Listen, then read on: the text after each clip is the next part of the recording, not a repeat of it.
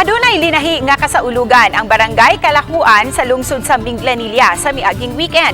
Ila kining gitawag nga Kalapukan Festival nga dungan sa pagsaulog sa kapistahan ni Senyor Santo Niño. Gipasiugdahan kini sa mga sakop sa sangguniang kabataan sa barangay nga gisugdan pa ni adtong tuig 2005 apan nahunong ni adtong 2010. Mato ni Konsehal Ray Mark Basabe ang nga organizer nga nabantog ang nga lapukon ang ilang barangay kaniadto. Apan inay nga negatibo gihimo nila kining usa ka kalingawan nga nakatabang pagani sa mga mulupyo ug sa mga mag-uumas sa dapit. Atol sa festival, tanang mga musalmot ug mutan-aw sa tigi sa sinulog dance ug uban pang mga contest ang magkalapok gayon.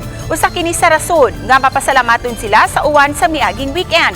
Nalingaw ang misalmot sa kalingawan nga usa ka pamaagi aron magkaila-ila ang mga batan-on, hamtong ug ang LGBTQ sa ilang dapit.